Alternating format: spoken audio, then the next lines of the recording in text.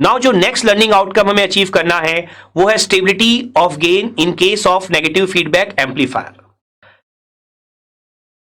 Stability of a gain in negative feedback amplifier. देखिए, मैंने आपको लास्ट टॉपिक में बताया था कि नेगेटिव फीडबैक जो है वो स्टेबिलिटी, गेन की स्टेबिलिटी अचीव करने के लिए यूज किया जा सकता है, यूज किया जाता है एक्चुअल में। और मैंने यहां पर आपको प्रूफ भी किया था एक कंसेप्ट के थ्रू कि पॉजिटिव फीडबैक, ओपन लूप और नेगेटिव फीडबैक में नेगेटिव फीडबैक ही क्यों प्रिफर किया जाता है।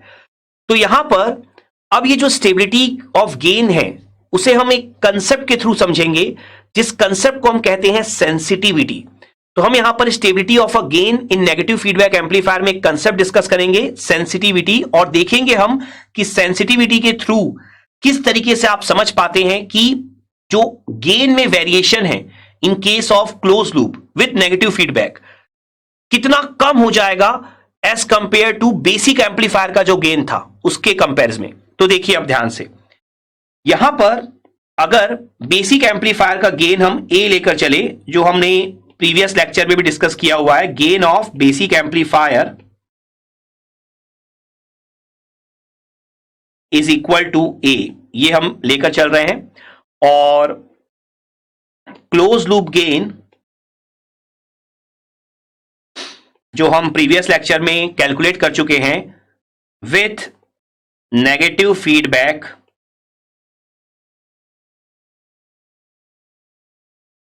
Is equal to A upon 1 plus A beta. तो ये दोनों चीजें हम ऑलरेडी समझ चुके हैं। तो यहां पर अब हमें क्या डिस्कस करना है कि ये जो गेन ऑफ बेसिक एम्पलीफायर है इसमें अगर हम वेरिएशन करते हैं, सपोज करिए, तो क्लोज लूप गेन में कितना वेरिएशन होता है। देखिए, ये बात समझना जरूरी है कि स्टेबिलिटी का मतलब क्या है। स्टेबिलिटी का मतलब ये है कि कितना कम वेरिएशन होगा गेन में, कितना गेन स्टेबल रहेगा, ठीक है ना। तो यहां पर अगर हम ए में वेरिएशन लेते हैं, जिसे हम शो करते हैं फ्रैक्शनल चेंज इन ए, तो फ्रैक्शनल चेंज इन ACL मतलब क्लोज लूप गेन, अगर क्लोज लूप गेन को मैं ACL से शो करूं तो फ्रैक्शनल चेंज इन ACL क्या होगा। तो इसके लिए एक डेफिनेशन है बहुत इंपॉर्टेंट, जिसे हम कहते हैं सेंसिटिविटी। तो हम यहां पर सबसे पहले सेंसिटिविटी की डेफिनेशन समझ लेते हैं।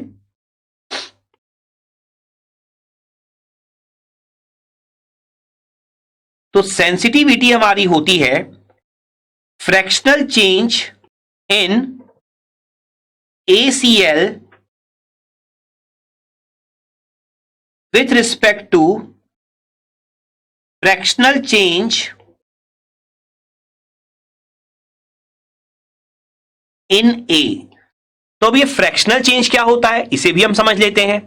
तो सेंसिटिविटी को अगर मैं S से शो करूं तो फ्रैक्शनल चेंज इन ACL इसे हम शो करते हैं D ACL अपॉन ACL, और विथ रिस्पेक्ट टू मतलब divide by fractional change in A. Fractional change A का मतलब होता है DA अपॉन A। तो ये आपकी होती है सेंसिटिविटी की डेफिनेशन। तो अगर यहां पर फ्रैक्शनल चेंज इन ACL कम होता है और फ्रैक्शनल चेंज इन A ज्यादा होता है, तो आप बोलेंगे कि आपने स्टेबिलिटी अचीव की है। नेगेटिव फीडबैक लगाने से स्टेबिलिटी अचीव हो रही है आपको, क्योंकि फ्रैक्शनल चेंज इन ACL क्या हो रहा है, कम हो रहा है। तो यहां पर हम कैलकुलेशन करेंगे सेंसिटिविटी की वैल्यू का। तो आप देखिए, अगर आप इसे थोड़ा सा रीअरेंज कर लें तो जो A वाला है, A आपका ऊपर चला जाएगा सबसे, A divided by ACL D ACL upon DA। ये आप इस तरीके से रीअरेंज कर सकते हैं।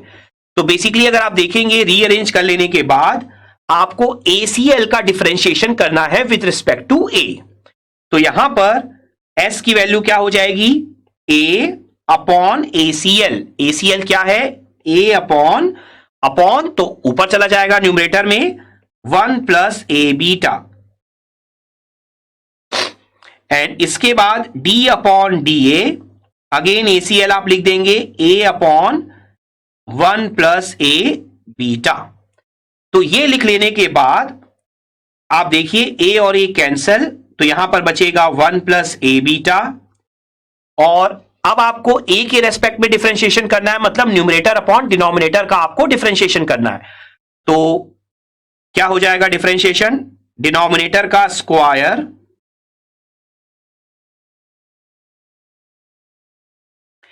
फिर न्यूमरेटर में हम क्या करते हैं, डिनोमिनेटर को सबसे पहले एज इट इज लिखते हैं और न्यूमरेटर का डिफरेंशिएशन करते हैं। तो ए का डिफरेंशिएशन ए के रेस्पेक्ट में क्या होगा 1, फिर माइनस न्यूमरेटर को एज इट इज लिखते हैं और डिनोमिनेटर का डिफरेंशिएशन करते हैं ए के रेस्पेक्ट में। तो 1 प्लस ए बीटा का जब ए के रेस्पेक्ट में करोगे तो 1 का डिफरेंशिएशन क्या होगा 0। ए बीटा चूंकि ए के रेस्पेक्ट में कर रहे हैं तो बीटा कांस्टेंट है, तो ए का डिफरेंशिएशन क्या हो जाएगा 1, तो आंसर क्या बचेगा आपका बीटा। तो ये हमारा डिफरेंशिएशन यहां पर कंप्लीट हो गया। तो 1 प्लस ए बीटा, और यहां पर न्यूमरेटर में क्या बच रहा है आप देखिए 1 plus A beta minus A beta, तो कितना बच जाएगा 1, और डिवाइड बाय क्या बच रहा है आपका 1 प्लस ए बीटा का स्क्वायर। तो एक 1 plus A beta cancel out हो जाएगा, तो ये हमारा आ जाएगा 1 अपॉन 1 प्लस ए बीटा। तो ये हमारी आ जाएगी यहां पर सेंसिटिविटी। तो यहां पर सेंसिटिविटी अगर आप देखेंगे तो जो डेफिनेशन है उसे भी अगर आप यहां पर साइड में लिख लें, तो डेफिनेशन क्या थी, D A C L upon A C L divided by D A upon A, मतलब fractional change in close loop gain divided by fractional change in basic amplifier gain. तो यहां पर अगर आप देखेंगे तो D A C L upon A C L मतलब fractional change in close loop gain, ये कितना आ रहा है D A upon A 1 upon 1 plus A beta. तो अगर आप इसे अब थ्योरिकली समझें तो fractional change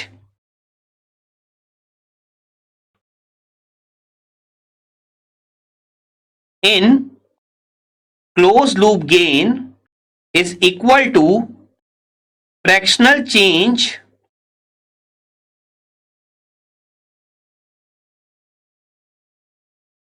in basic amplifier gain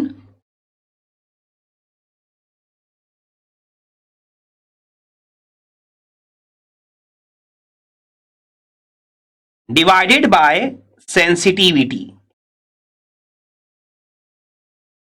तो fractional change in close loop gain is equal to क्या हो गया हमारा fractional change in basic amplifier gain into कितना हो जाएगा हमारा सेंसिटिविटी। तो अगर आप यहां पर देखते हैं तो सेंसिटिविटी हमारी क्या है 1 अपॉन 1 प्लस ए बीटा। तो यहां पर sensitivity means 1 plus A beta से एक्चुअल में डिवाइड हो रहा है आपका, आप देख सकते हैं dA by A divided by क्या है 1 प्लस ए बीटा। तो 1 प्लस ए बीटा से एक्चुअल में डिवाइड हो रहा है, तो 1 plus A beta that means A beta की वैल्यू आपकी जितनी बड़ी होगी, और सिंपल सी बात है ए बीटा अच्छी खासी सिग्निफिकेंट वैल्यू आपको मिलती है, क्योंकि जो गेन ए होता है ओपन लूप वो एक बड़ी वैल्यू ही होता है, क्योंकि हमने पढ़ रखा है ऑलरेडी कि नेगेटिव फीडबैक लगाने के बाद गेन रिड्यूस होता है। ओपन लूप गेन तो एक अच्छी खासी वैल्यू होती है, तो ए बीटा एक अच्छी खासी वैल्यू आपको मिलती है, जिसके कारण आप सोचिए जब 1 प्लस ए बीटा से डिवाइड होगा तो जो fractional change in close loop gain है वो क्या हो जाएगा, कम हो जाएगा as compare to fractional change in basic amplifier gain. और जब फ्रैक्शनल चेंज कम होगा तो ऑब्वियस सी बात है स्टेबिलिटी आपकी क्या हो जाएगी, स्टेबिलिटी आपकी इंप्रूव हो जाएगी। तो इसे अगर हम थोड़ा सा डिफाइन कर दें तो stability of gain in case of close loop amplifier with negative feedback increases as variation in gain decreases. तो यही एक इंपॉर्टेंट कंक्लूजन है, और यहां पर एक और कंक्लूजन आप दे सकते हैं, जैसे कि ए बीटा जो है आपका जो लूप गेन है, तो ए बीटा लूप गेन जितना आपका इंक्रीज होगा उतनी ही सेंसिटिविटी क्या होगी, डिक्रीज होगी, और उतना ही आपका स्टेबिलिटी क्या होगा, इंक्रीज होगा, क्योंकि उतना ही वेरिएशन आपका क्या होगा, कम होगा। तो आप क्या बोल सकते हैं, फॉर बेटर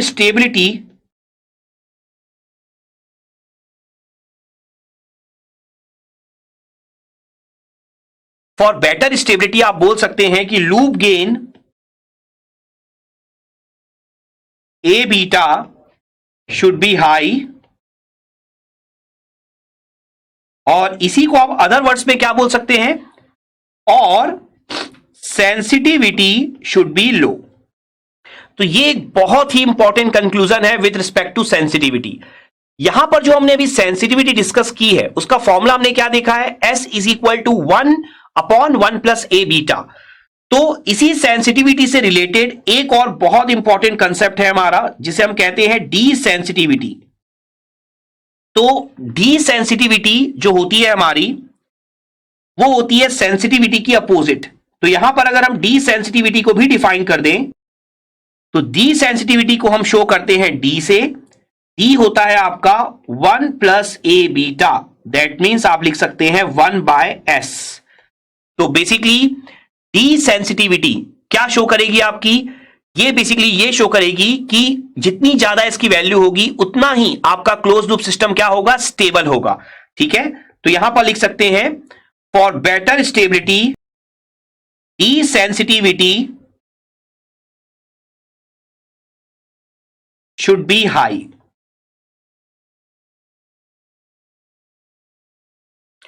तो आप ये बोल सकते हैं कि डी सेंसिटिविटी से आपने डिवाइड कर दिया है fractional change in basic amplifier gain को, तो आपको क्या मिल जाएगा, fractional change in close loop gain. या आप ये भी बोल सकते हैं कि सेंसिटिविटी से आपने मल्टीप्लाई कर दिया है, तो सेम ही थिंग है, आप किसी भी फॉर्म में याद रख सकते हैं, या तो सेंसिटिविटी के फॉर्म में या तो डी सेंसिटिविटी के फॉर्म में। क्लियर अच्छे से? तो आई होप आपको ये सेंसिटिविटी एंड डी सेंसिटिविटी का कंसेप्ट यहां पर बहुत अच्छे से समझ में आ गया होगा।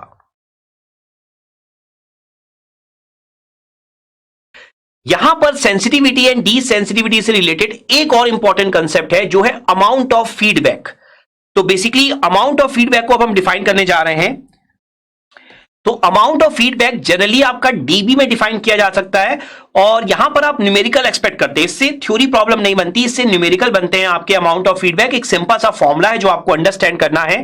तो अमाउंट ऑफ फीडबैक अगर आप यहां पर शो करें, तो अमाउंट ऑफ फीडबैक की वैल्यू हमारी होती है, चूंकि हमें डीबी में शो करना है, तो ये हमारा होता है 20 log 10 1/1 प्लस ए बीटा। तो यहां पर चूंकि आपने लिखा है 20 log 10 1/1 प्लस ए बीटा, तो इसे आप इस तरीके से भी लिख सकते हैं 20 log 10 s, जहां पर आपका s क्या है, सेंसिटिविटी। या आप इसे इस तरीके से भी लिख सकते हैं 20 log 10 ACL upon a। Basically ACL की वैल्यु क्या होती है आपकी 1/1 प्लस ए बीटा, और a से डिवाइड कर दोगे तो a और a कैंसिल हो जाएगा, वापस से आंसर क्या हो जाएगा 1/1 प्लस ए बीटा। सेंसिटिविटी भी वही होता है 1/1 प्लस ए बीटा। या इसे आप और क्या लिख सकते थे 20 log 10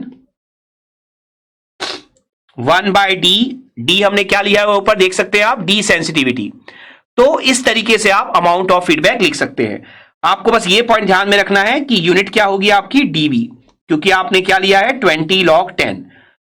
देखिए डीबी जब भी आप कोई गेन कैलकुलेट करें या कोई अमाउंट ऑफ फीडबैक कैलकुलेट करें, तो हमेशा आपको डीबी में रिप्रेजेंट करना है। डीबी हम पहले भी बहुत बार डिस्कस कर चुके हैं वोल्टेज गेन, करंट गेन के टाइम पे। हमेशा ध्यान रखना है कि जब भी पावर का केस हो, पावर, तो आपको हमेशा लेना है 10 log 10। लेकिन जब भी सिग्नल हो, like voltage, like current, like voltage gain, like current gain, तो ऑलवेज लेना है 20 log 10। इसमें आपको कभी भी मिस्टेक नहीं करनी, अदरवाइज आपका पूरा आंसर ही गलत हो जाएगा। क्लियर अच्छे से? तो ये हमारा फॉर्मूला होता है अमाउंट ऑफ फीडबैक का।